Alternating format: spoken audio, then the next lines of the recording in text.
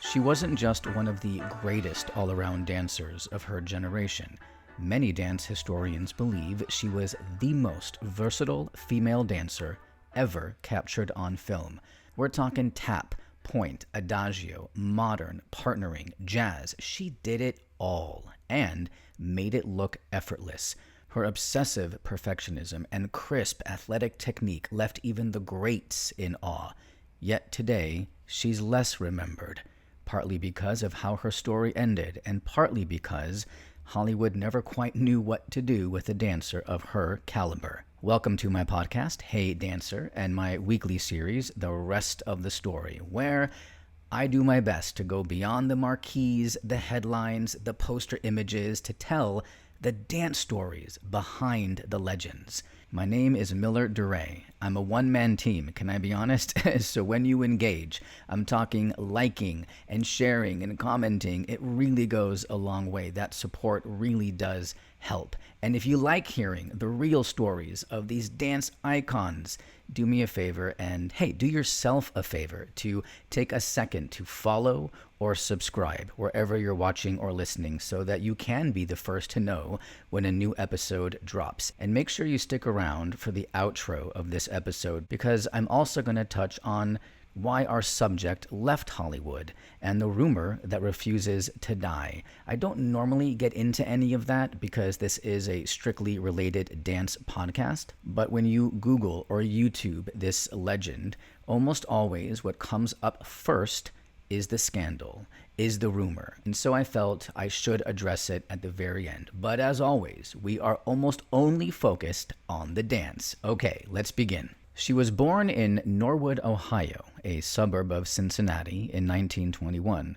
Her father, Martin, was a piano tuner. Her mother, Alma, was a homemaker who believed her daughter was destined for something great. She was a frail, quiet child, more likely to be found with her nose in a book than running around outside. Her parents worried about her health and posture, so at 9 years old, they enrolled her in ballet lessons at the Hessler Studio in Mount Adams. It was one of Cincinnati's most respected dance schools, offering rigorous training in both tap and ballet. Years later, she said, quote, "Mother sent me to a ballet teacher when I was 9 years old. I guess I was an awkward child, and the family wanted me to be graceful.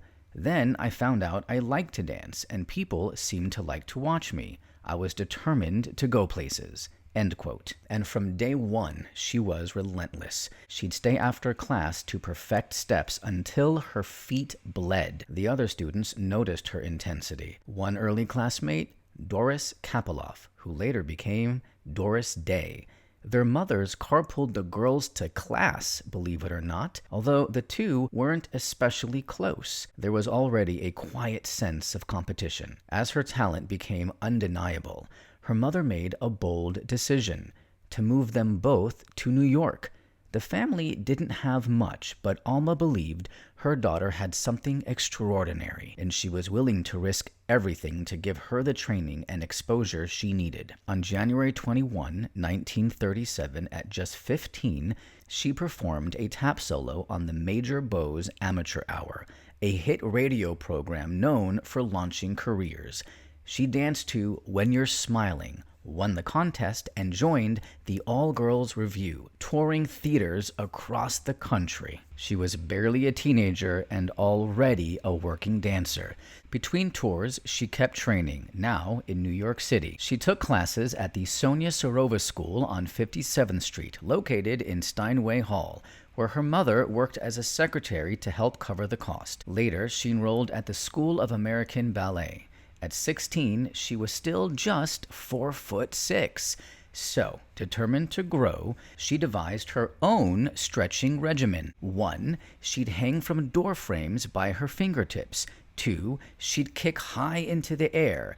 3, she'd hold deep floor stretches for minutes at a time. Now, whether it was the discipline, prayer, or simply a late growth spurt, she reached 5'4.5" by age 21, and she genuinely believed she had stretched her body into it. willed it into being. One day at the dance studio, while delivering a message to her tap teacher, she accidentally walked into an audition. Band leader Ted Lewis was casting for his next review.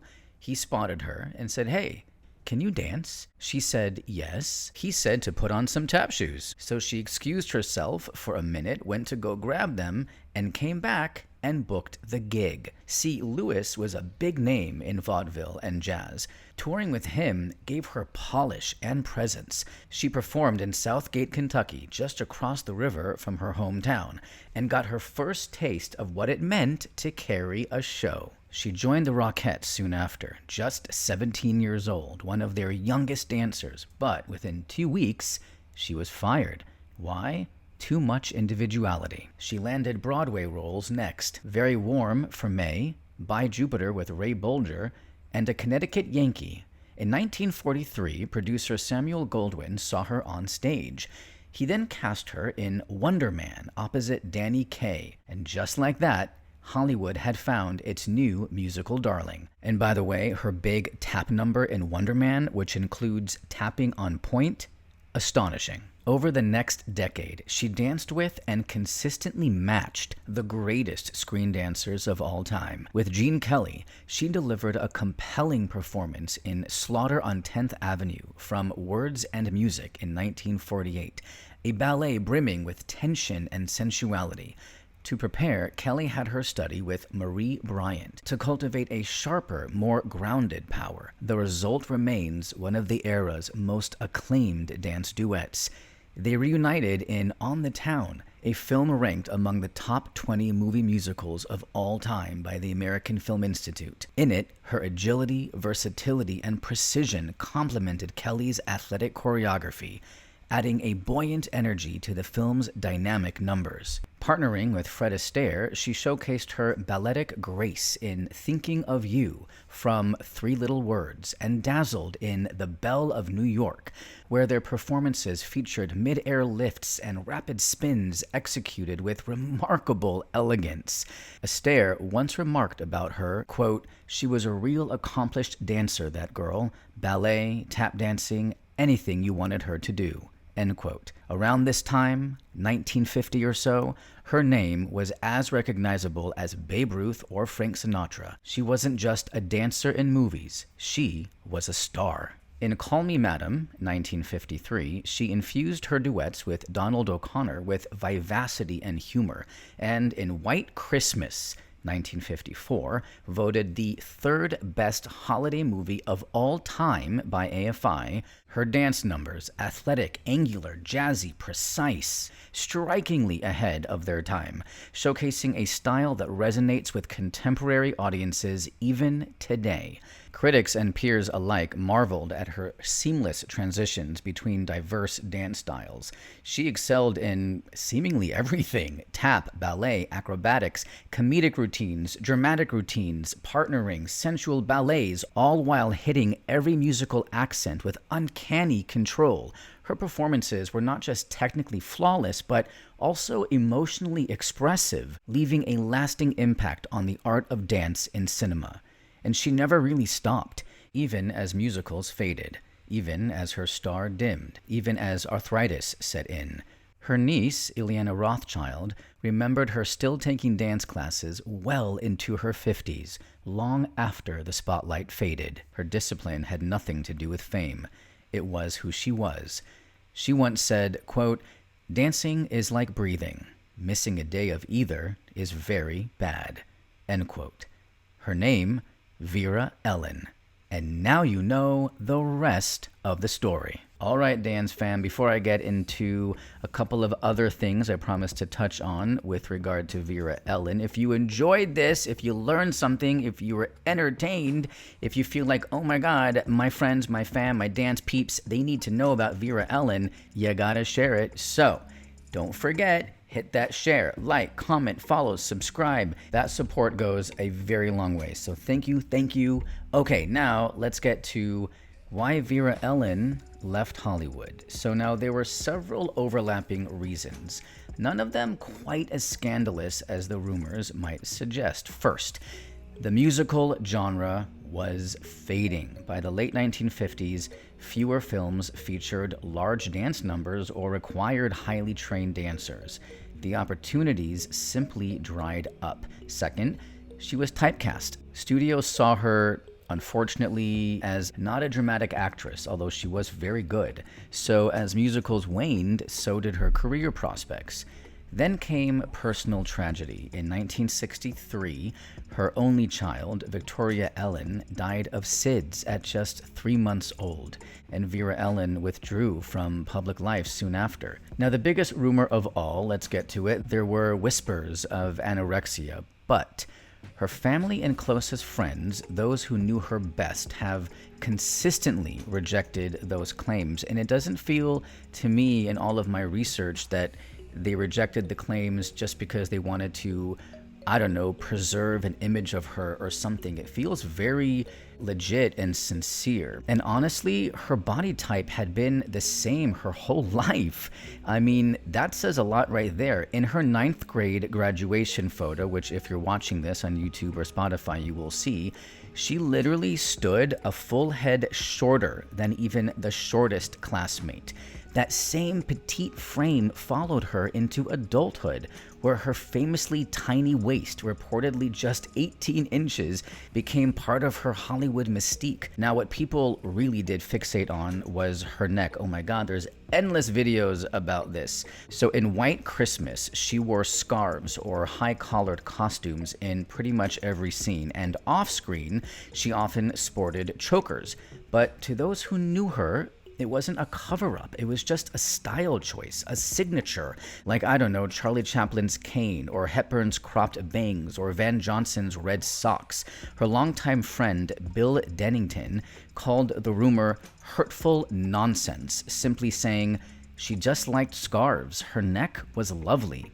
And in fact, there are countless red carpet and press photos before and after White Christmas where her neck is fully visible. Why is nobody talking about that? No signs of illness, just grace.